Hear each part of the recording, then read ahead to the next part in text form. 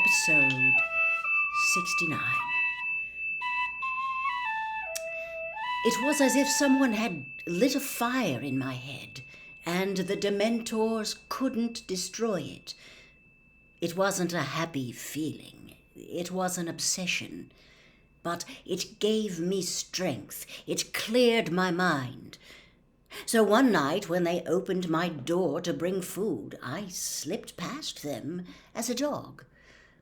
It's so much harder for them to sense animal emotions that they were confused. I was thin, very thin, thin enough to slip through the bars. I swam as a dog back to the mainland. I journeyed north and slipped into the Hogwarts grounds as a dog. I've been living in the forest ever since, except when I came to watch the Quidditch, of course. You fly as well as your father did, Harry. He looked at Harry, who did not look away. Believe me, croaked Black. Believe me, Harry, I never betrayed James and Lily. I would have died before I betrayed them. And at long last, Harry believed him. Throat too tight to speak, he nodded. No! Pettigrew had fallen to his knees as though Harry's nod had been his own death sentence. He shuffled forward on his knees, groveling, his hands clasped in front of him as though praying. Sirius, it's me. It's Peter, your friend. You wouldn't... Black kicked out and Pettigrew recoiled. That's enough filth on my robes without you touching them, said Black. Remus, Pettigrew squeaked, turning to Lupin instead, writhing imploringly in front of him. You don't believe this? Wouldn't Sirius have told you they changed the plan? Not if he thought I was the spy, Peter, said Lupin. I assume that's why you didn't tell me, Sirius, he said casually over Pettigrew's head. Forgive me, Remus, said Black. Not at all, Padfoot, old friend, said Lupin, who was now rolling up his sleeves. And will you in turn forgive me for believing you were the spy? Of course, said Black, and the ghost of a grin flitted across his gaunt face. He too began rolling up his sleeves. Shall we kill him together? Yes, I think so, said Lupin grimly. You wouldn't. You won't, gasped Pettigrew, and he scrambled around to Ron. Ron, haven't I been a good friend, a good pet? You won't let them kill me, Ron, will you? You're on my side, aren't you? But Ron was staring at Pettigrew with the utmost revulsion. I'll let you sleep in my bed, he said. Kind boy, kind master. Pettigrew crawled toward Ron. You won't let them do it. I was your rat. I was a good pet. If you made a better rat than a human, it's not much to boast about, Peter, said Black harshly. Ron, going still paler with pain, wrenched his broken leg out of Pettigrew's reach. Pettigrew turned on his knees, staggered forward, and seized the hem of Hermione's robes. Sweet girl, clever girl, you won't let them... Help me! Hermione pulled her robes out of Pettigrew's clutching hands and backed away against the wall, looking horrified. Pettigrew knelt, trembling uncontrollably, and turned his head slowly toward Harry. Harry, you look just like your father, just like him. How dare you speak to Harry, roared Black. How dare you face him? How dare you talk about James in front of him? Harry, whispered Pettigrew, shuffling toward him, hands outstretched. Harry, James wouldn't have wanted me killed. James would have understood, Harry. He would have shown me mercy. Both Black and Lupin strode forward, seized Pettigrew's shoulders, and threw him backward onto the floor.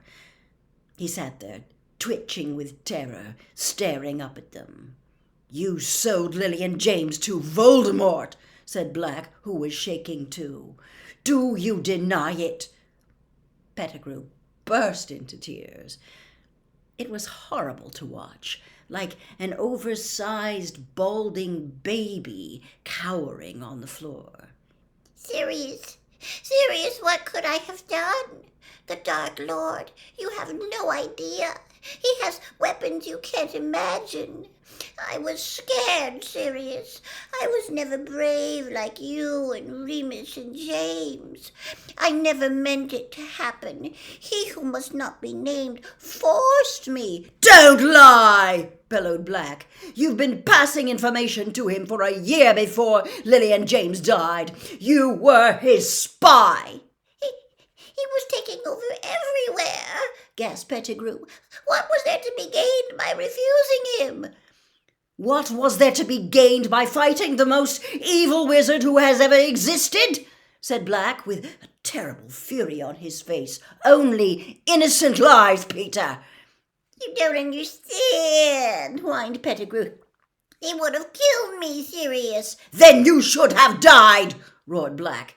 "Died rather than betray your friends, as he would have done for you." Black and Lupin stood shoulder to shoulder, wands raised. "You should have realized," said Lupin quietly.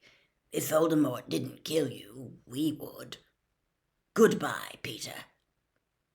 Hermione covered her face with her hands and turned to the wall. "No!" Harry yelled. He ran forward, placing himself in front of Pettigrew, facing the wands. "You can't kill him," he said breathlessly. "You can't." Black and Lupin both looked staggered. "Harry, this piece of vermin is the reason you have no parents," Black snarled. "This cringing bit of filth would have seen you die too without turning a hair. You heard him. His own stinking skin meant more to him than your whole family." "I know," Harry panted. "We'll take him up to the castle. We'll hand him over the Dementors. He can go to Azkaban, but don't kill him." "Harry!" gasped Pettigrew, and he flung his arms around Harry's knees. Thank you. It's more than I deserve. Thank you." "Get off me," Harry spat, throwing Pettigrew's hands off him in disgust. "I'm not doing this for you. I'm doing it because I don't reckon my dad would have wanted them to become killers. Not just for you." No one moved or made a sound except Pettigrew, whose breath was coming in wheezes as he clutched his chest. Black and Lupin were looking at each other. Then, with one movement, they lowered their wands. "You're the only person who has the right to decide, Harry," said Black. "But think what he did." "He can go to Azkaban," Harry repeated. "If anyone deserves that place, he does." Pettigrew was still wheezing behind him. "Very well," said Lupin. "Stand aside, Harry." Harry hesitated. "I'm going to tie him up," said Lupin. "That's all, I swear." Harry stepped out of the way. Thin cord shot from Lupin's wand this time, and next moment Pettigrew was wriggling on the floor, bound and gagged. "But if you transform, Peter," growled Black, his own wand pointing at Pettigrew too, "we will kill you. You agree, Harry?" Harry looked down at the pitiful figure on the floor and nodded so that Pettigrew could see him. "Right," said Lupin, suddenly businesslike. "Ron, I can't mend bones nearly as well as Madame Pomfrey, so I think it's best if we just strap your leg up until we can get you to the hospital wing." He hurried over to Ron, bent down, tapped Ron's leg with his wand, and muttered, "Ferula." Bandages sprung up Ron's leg, strapping it tightly to a splint. Lupin helped him to his feet. Ron put his weight gingerly on the leg and didn't wince. "That's better," he said. "Thanks." "What about Professor Snape?" said Hermione in a small voice. looking down at Snape's prone figure. "There's nothing seriously wrong with him," said Lupin, bending over Snape and checking his pulse. "You were just a little over-enthusiastic. Still out cold."